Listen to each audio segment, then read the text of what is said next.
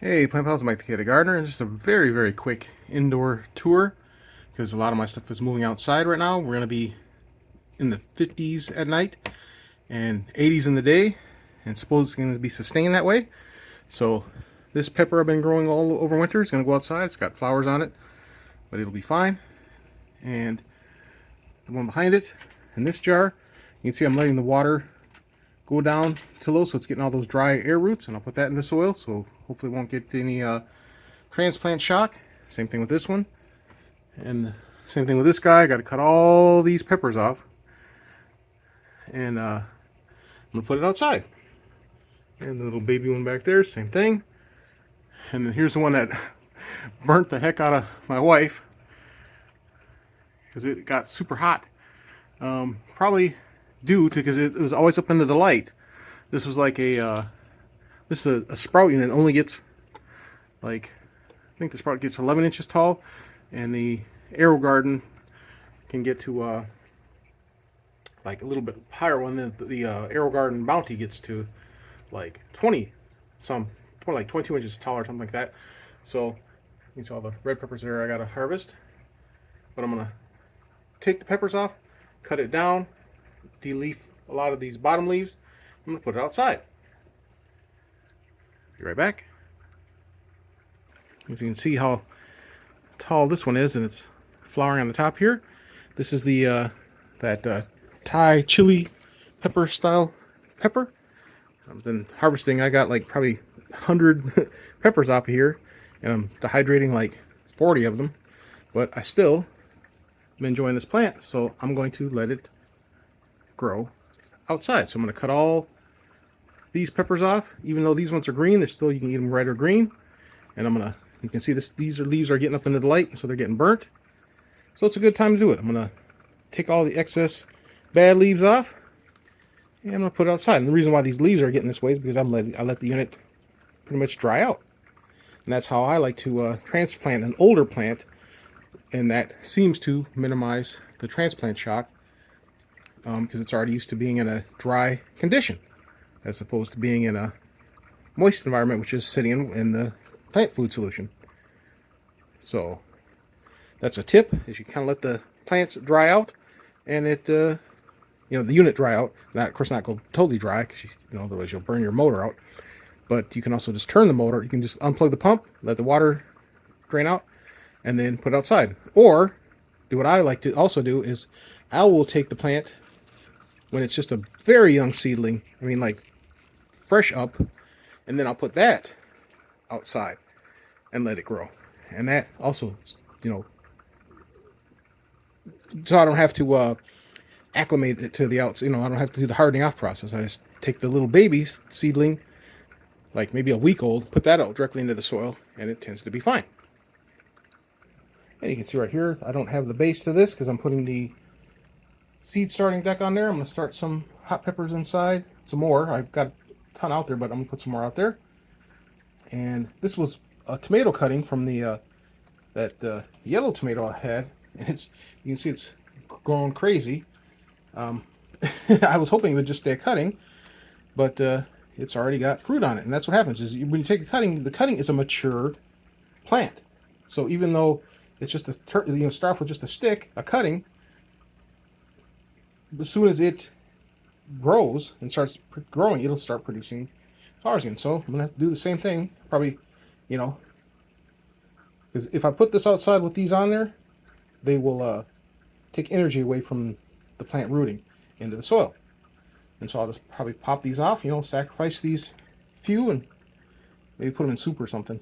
And then hopefully these ones will be okay. I might even just pinch those off and then get to growing new ones. So this right here is the very old mini orange bell pepper seeds that I had. And it too produced, I've got like 20 peppers. I haven't really been showing it because I've been too lazy to film, but you can see all the peppers that are, orange peppers that are on there that I got to cut off. Same thing with like this one here.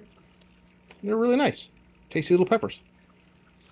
So I'm going to cut those off. So you can see one back there. I'm going to cut them off, use them, eat them, save the seeds, and then again cut them way down and then put them outside. in my pepper garden or grow bag. Haven't decided yet.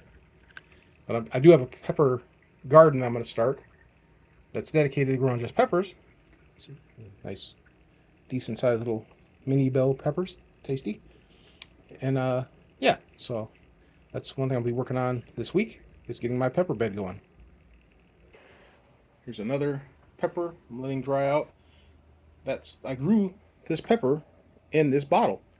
It's just a prune juice bottle, and grew this beautiful fire and ice pepper plant. So I'm gonna cut all the peppers off it, put it outside, see what it does, because I had my fun with it inside. This right here are a bunch of sweet potato cuttings, and there's the original potato, and I've already got like 10 of the cuttings outside and growing, but it's always good to have backups, so I'm rooting these ones in this old salsa jar and just water, let them root, and then I'll put them outside. And you can see here, look how fast they put roots on. I put that in just a day or so ago, like 2 days ago. There's another hot pepper, looking kind of yellow, looking kind of sad. Didn't like being that close to the heat for some reason, and the protein jug. But I'm gonna cut all the bad leaves off, harvest the peppers that it's growing, put it outside.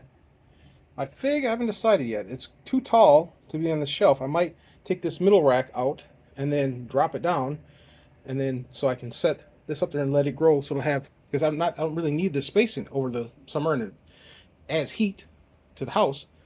So I will turn off the bottom lights, so they're not coming on when the timer comes on, and then put this shelf, lower it all the way, pretty much touching the other rack there, without damaging the lights, of course, and then that will allow the fig cutting to grow another 3 feet, 2 feet, 2.5 feet, something like that. There's another fig cutting, and this fig cutting I bought, and I thought it died, but I stuck it in water just to just to see, and it looks like it's back to life. So I also might put that one outside. This one is a Chicago Hardy. These are like very big, like 15, 20 foot tall tree, fig trees. Then they really don't belong inside, but we'll see. And then speaking of indoor fig trees, this is my fig cutting that is touching the ceiling. And it hasn't produced figs yet, but it should pretty soon. It's in about like 4 months. They say you usually get figs, especially like a tree like this, you get 6 to 8 months. So we'll see. But yeah, so that's just what's happening inside. And I'm going to take cuttings off this probably, because it's touching the ceiling. And I might even just lop off the top and see if I can get that to root. And some of these side shoots. And I'll put them outside, because why not? I've got about 4 months, hopefully. Cross my fingers. Typically 3, but sometimes 4. And then I can see what I can do. Maybe I'll get some more figs in that time. Or get them to a good enough stage where I can bring them inside and maybe like overwinter them in the basement or something. We'll see. All right. Any comments, questions? Leave in the comment section. Thanks for watching. Please like and subscribe. Have an awesome day. Fig Tower.